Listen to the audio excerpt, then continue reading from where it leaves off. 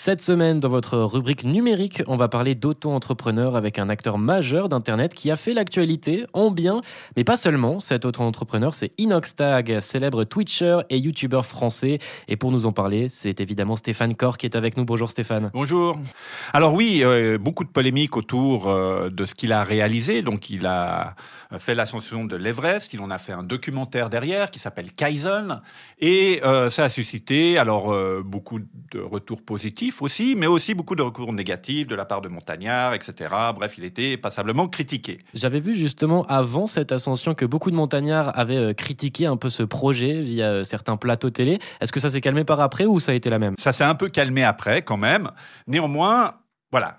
Essayons maintenant d'établir les faits. Alors oui, c'était une opération commerciale profitable, c'est-à-dire que selon différents médias, Inoxtag aurait fait à peu près 2 millions de bénéfices par rapport à cette opération. Maintenant, est-ce que c'est critiquable ? Non, moi, pour ma part, je pense qu'il mérite chaque centime qu'il a gagné. Mais je vois ça un peu comme une chaîne, un média qui proposerait un documentaire au final. Oui, avec bien sûr des codes totalement maîtrisés du numérique et de l'aspect cross-média, c'est-à-dire de la transition du numérique vers les moyens de communication classiques.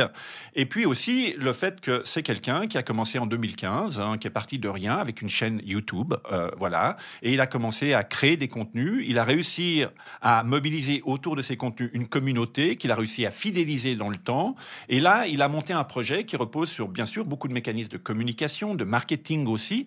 Mais voilà, c'est un auto-entrepreneur qui a mené un projet et il mène un projet sans filet aussi, c'est-à-dire que les influenceurs ou les créateurs de contenu de manière plus générale sur les plateformes sociales avancent un petit peu vers l'inconnu, c'est-à-dire ils savent ce qui est fait aujourd'hui, mais ils n'ont pas de garantie par rapport à demain, ils n'ont pas de sécurité de l'emploi. C'est un métier qui est considéré d'ailleurs comme un métier précaire.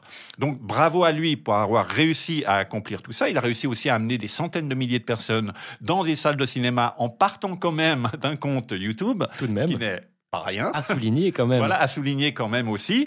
Et puis après, je pense qu'on va parler pendant longtemps dans les écoles de com, de marketing et aussi de son approche et de sa maîtrise de ces canaux, ces différents canaux et de la manière dont il a réussi à justement créer cette tension qui faisait que beaucoup de gens avaient envie de voir ce film. Après, sur le choix de cette escalade de l'Everest, ok, c'est pas mon kiff.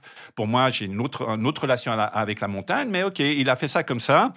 Pourquoi pas ? Maintenant, c'est quand même un exploit physique, même si c'est pas un exploit technique en termes de montagne, c'est un exploit physique. Et c'est bien de le rappeler, il s'est entraîné. Je crois qu'il y a même une phrase dans son documentaire, c'est petit pas par petit pas. Il y a aussi un message de motivation qui est derrière ce documentaire. Tout à fait. Alors, il y en a qui ont considéré qu'il était un peu hypocrite, etc., parce qu'il disait quittez vos écrans. Mais je pense que c'était plutôt maladroit, parce qu'il quittez vos écrans par moment. Et le message est plutôt positif. Et derrière ça, il ne faut pas oublier non plus que le documentaire est très bien reçu par les jeunes. Moi, certains jeunes m'ont témoigné récemment que pour eux, ça a un peu bouleversé leur vie.